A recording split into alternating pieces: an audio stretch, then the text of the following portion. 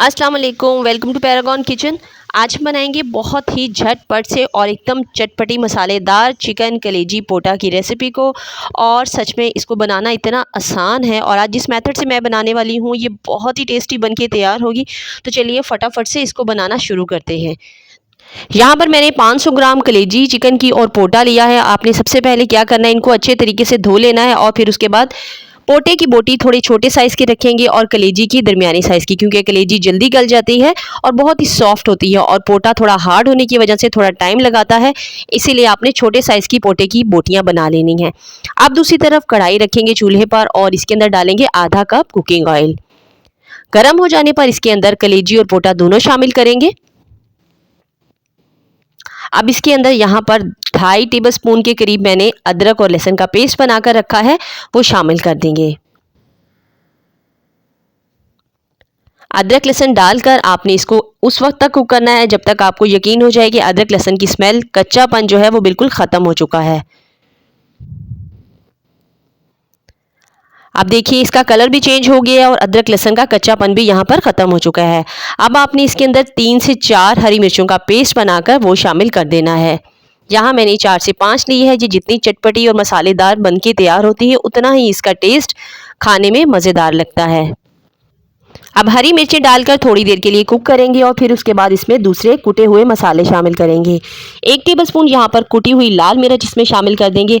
आधा टेबलस्पून कुटा हुआ ज़ीरा डालेंगे। आधा टीस्पून इसके अंदर हल्दी शामिल करेंगे। आधा टेबलस्पून ही पाउडर लाल मिर्च डालेंगे और 1 टेबलस्पून भरकर इसमें कुटा हुआ साबुत धनिया डालेंगे।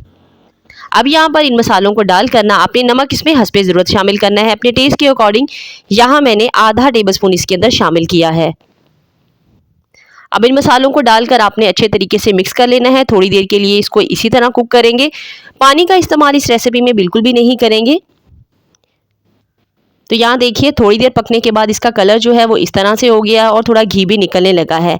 अब यहाँ पर 1/4 टीस्पून इसके अंदर मैंने अजवाइन डाली है। अजवाइन का फ्लेवर इसमें बहुत ही टेस्टी लगता है। थोड़ी देर के लिए इसको इसी तरीके से कुक करेंगे।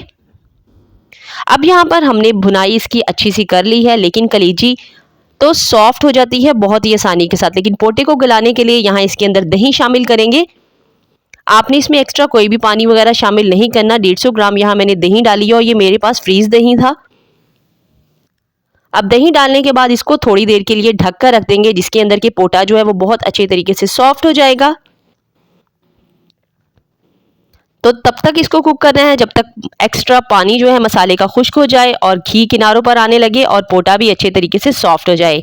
मीडियम टू लो फ्लेम के ऊपर रखते हुए हम इसे कवर करके पकाएंगे 5 से 7 मिनट के लिए। तो ये देखिए 5 से 7 मिनट के अंदर ही मसाले की शक्ल कुछ इस तरह से नज़र आएगी आपको।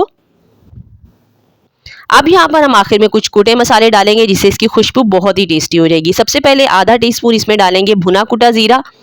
आधा टीस्पून कसूरी मेथी शामिल करेंगे। आधा टीस्पून ही काली मिर्च कुटी हुई डालेंगे इसके अंदर। साथ में आधा टीस्पून ही गरम मसाला। हरी मिर्च बारीक काट कर डाल देंगे और 5 मिनट के लिए इसको ढक देंगे। तो ये बहुत ही टेस्टी 5 मिनट के बाद हम इसको सर्व करेंगे। एकदम कुटे मसाले वाली खुशबूदार और टेस्टी कलेजी पोटा की रेसिपी है। आप इसको ज़रूर से ट्राई कीजिएगा। आप इसको चपाती के साथ भी सर्व कर सकते हैं और इसी तरह मसालेदार कुटे मसाले हुए कलेजी को फोक के साथ भी इंजॉय कर सकते हैं। तो ये बहुत ही टेस्टी है। अगर आपको मेरी वीडियोस अच्छी लगती है तो वीडियो को थम्स अप कर दीजिए। इंशाअल्लाह ताला फिर मिलेंगे टिल द नेक्स्ट वीडियो। तब तक के लिए अल्लाह हाफिज़।